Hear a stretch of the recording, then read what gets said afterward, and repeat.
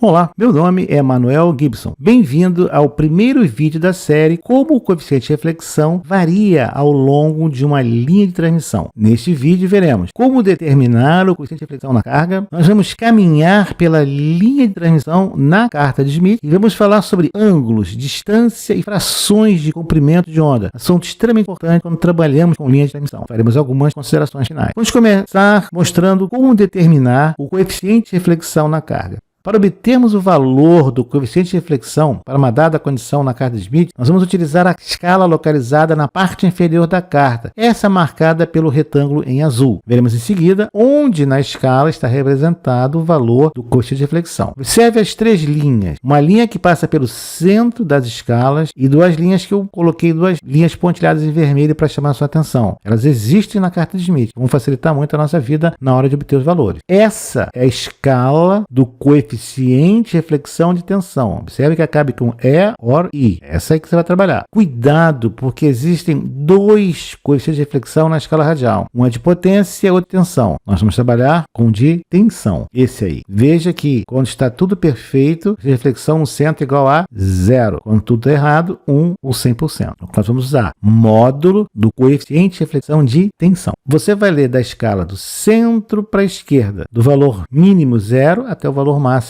1. Essa escala. Vamos então determinar em 4, 5 passos. Primeiro, nós vimos no vídeo anterior, marcamos a impedância, com um compasso marca a distância do centro da carta até o ponto da impedância, leva para o coeficiente de reflexão e lê o valor, cerca de 0,45. Esse é o valor, o nosso módulo. O ângulo, você vê no círculo externo de 64 graus. Então aí temos o valor do coeficiente de reflexão. Se você está com alguma dúvida, dê uma olhada no vídeo anterior a ele. Nosso segundo item, nós vamos caminhar pela linha de transmissão na carta de Schmidt. É como nós estivéssemos nos deslocando ao longo da linha de transmissão. O que acontece com as impedâncias refletidas, coeficiente de reflexão? Nós vamos considerar uma linha sem perdas ou com perdas desprezíveis. Nós marcamos lá a nossa impedância e agora, conforme nós vamos caminhar ao longo da transmissão, nós vamos usar essa distância marcada pelo compasso. Veja, fazemos um círculo. Então, dado uma certa impedância, conforme você se aproxima da fonte, se afasta da fonte, a impedância refletida vai estar sobre esse círculo pontilhado em vermelho. Ou seja, o módulo do coeficiente de reflexão é constante. O que varia é o ângulo, a fase do coeficiente de reflexão. Quando nós nos deslocamos no sentido horário em azul na carta de Schmidt, nós nos aproximamos do gerador ou fonte e nos afastamos da posição original da carga. As distâncias são medidas em comprimento de onda ou em ângulo. Aí está a nossa linha de transmissão, gerador carga. Nós estamos então andando em direção azul na direção do gerador. Nós estamos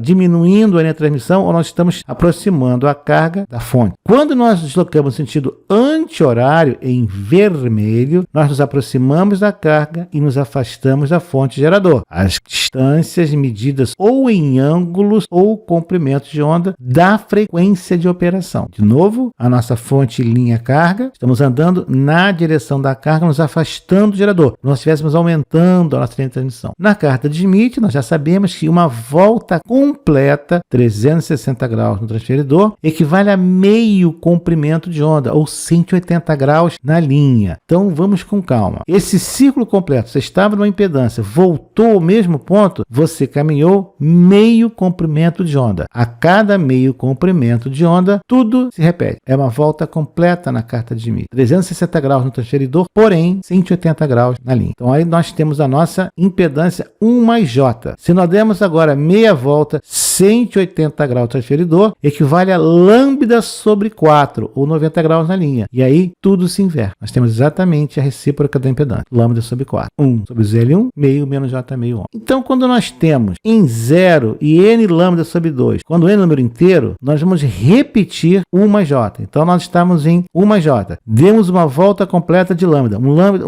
Meio comprimento de onda. Então, nós demos uma volta completa ou meio comprimento de onda. Voltamos onde estávamos antes. Nós agora damos mais meio comprimento de onda, ou seja, damos um comprimento de onda. Voltamos onde nós estamos. Andou meio comprimento de onda, você volta exatamente onde estava antes. N lambda sobre 8, aí está marcado aonde você vai parar. Lambda sobre 8, N lambda sobre 4, lambda sobre 4. 3, 7, 11 para N, N lambda sobre 8, nós temos 3 lambda sobre 8. Então nós temos 0, lambda sobre 8, lambda sobre 4, 3 lambda sobre 8, lambda sobre 2. E esse é eternamente isso. Conforme você vai andando na linha linha, isso vai se repetindo. Qualquer ponto de impedância vai estar sobre um ponto desse círculo vermelho assoreado. Então, quando nós temos 1 mais J, nós já vimos isso. Módulo com reflexão 0,45, ângulo 64 graus. Quando andamos lambda sobre 8 na linha, que ângulo agora é? Menos 26,57 graus. Observou a interseção da linha direita em azul com o círculo vermelho pontilhado? Essa impedância é capacitiva. Entendeu o ângulo negativo agora? Continuamos agora com menos 116,57 graus. O módulo é o mesmo, o raio é o mesmo. Continua capacitiva. Andamos mais lambda sobre 4, onde é que nós estamos agora? 3 lambda sobre 8. Agora é positivo porque está acima da linha de resistências, logo é indutivo. Então em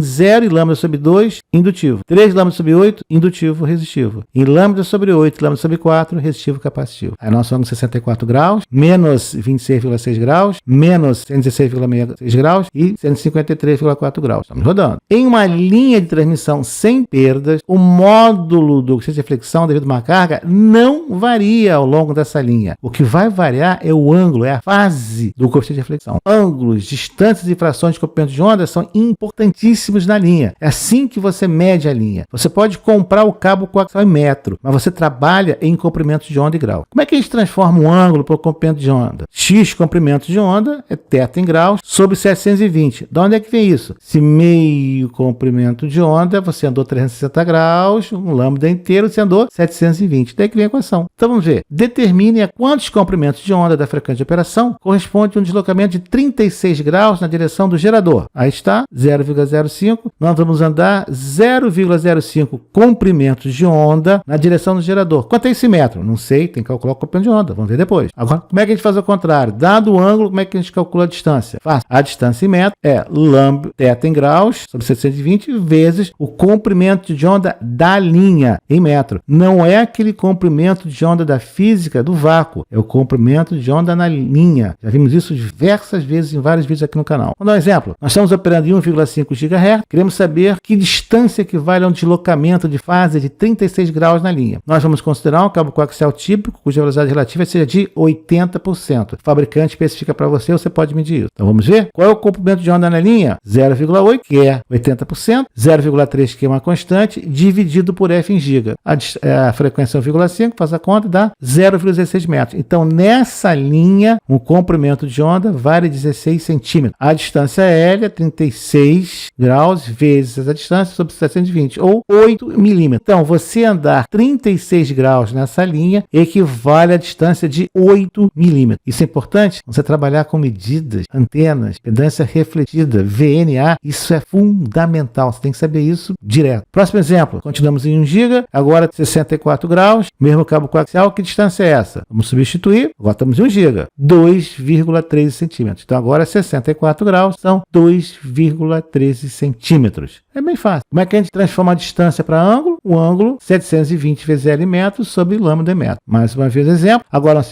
temos a frequência de 1 GB, temos uma distância de 4,27 centímetros. Que ângulo é esse daí? Substituímos e encontramos 128 graus. Às vezes, em algumas situações, você vai trabalhar com radiano. 2π radiano, 360 graus. Fato. Então, um deslocamento de 4,27 centímetros nessa linha equivale, nessa frequência, equivale a 128 graus. Observe que se você trocar o cabo ou mudar a frequência, tudo mudou. Então, você está fazendo uma medida no VNA. Se trocou o cabo, mudou tudo. Perdeu a calibração, perdeu tudo. Temos a nossa carta de Schmidt, nossa referência, o zero.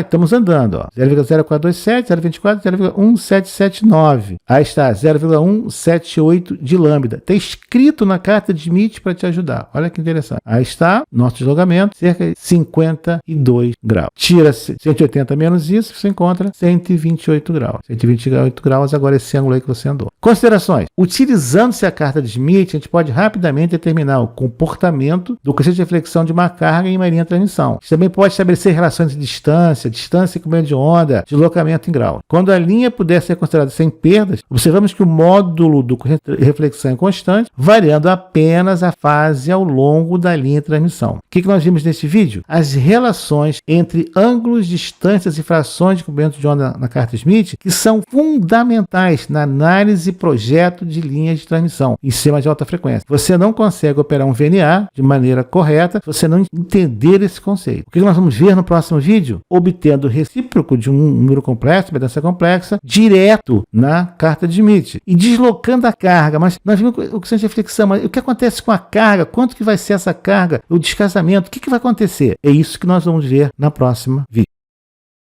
Obrigado por ter assistido a este vídeo, deixe o seu like, inscreva-se no canal, acione o sino e seja notificado dos novos lançamentos semanais.